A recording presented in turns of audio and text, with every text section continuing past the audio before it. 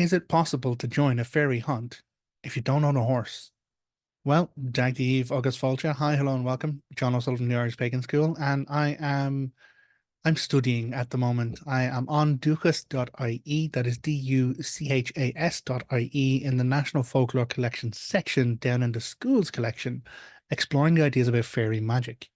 And I came across a lovely story I thought I'd share with you in brief, and it is about exactly that. Can you join a fairy hunt if you don't own a horse? So this was actually collected by Josephine Regan, and the school's collection, if anyone doesn't know, it was done in, I think it was the late 70s, 80s, and children were sent home with copybooks to talk to elders in their area, in their communities, and collect old stories. It's not just about folklore, it's about traditions, about like celebrations, about kind of customs. There's a whole load of very amazing information there that gives an insight not into just the stories of old times, but also the culture as well as it was recorded. So this one was recorded by Josephine Regan, and the person who told Josephine the story was a gentleman called Michael Carr from County Galway. And so the story goes, once upon a time, there lived a man in Tirnevin whose name was Dashing. This man had a forge, and all the people used to bring their horses to him to get them shod. One day, as he was sitting down by the fire, a little man with a red coat came to the door and said, I want to get my horse shod, sir. Dashing went out from the forge and put a shoe on the horse. When he had it done, the little man said that he was going on a hunt and asked Dashing if he would like to go along. He said, Dashing, that he had no horse and that he couldn't go. The little man was very powerful, and he brought him around the side of the house to where Dashing had an old plough. Using his power, he changed the old plough into a horse and gave her to Dashing. When he was giving her to him, he told him not to say one word to her, otherwise she would become a plough once again, and he wouldn't be able to go on the hunt at all. Then the two started off until they came to the lists of Rue, where they were joined by other men that were on the hunt also. They all started off until they came to a big drain, and they did not know what would they do.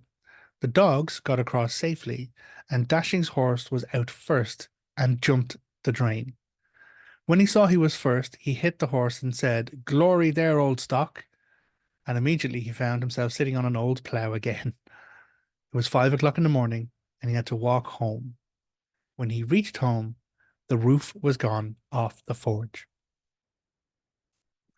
So that is a story that comes from Galway, a place called Tirnevin, and it is about a man interacting with the other crowd, with people of the other world, specifically on the hunt.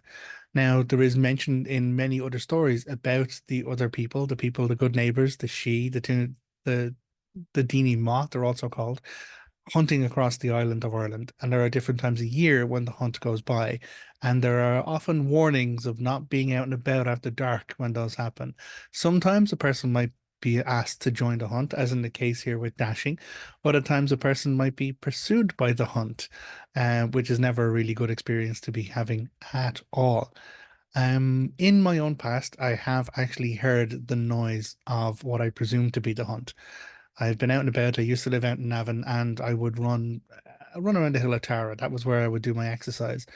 And I remember distinctly that there are people who ride horses out and around there during the day, more so. But this was an evening, nighttime. I was out with the dog running around the hills of Tara, and I heard not just one horse, but a collection of horses. And they weren't just walking or trotting, they were galloping. It was quite dark. There was no lights. There was no kind of people, no kind of cars around at all because it's the Hill of Tara in the middle of of County Meath.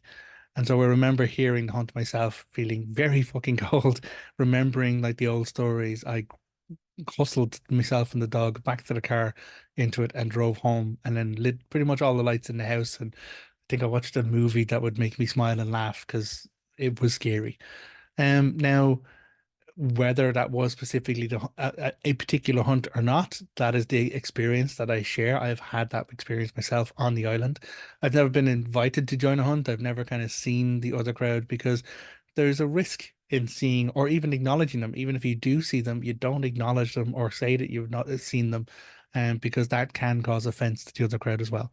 So I thought I would share that interesting story. It is possible to join the hunt with the other crowd, even if you don't have a horse.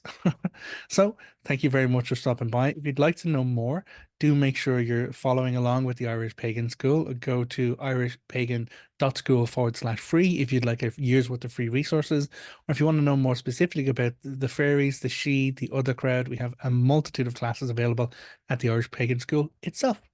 So, until next time, look after yourself, take care. Agus slán. Goodbye.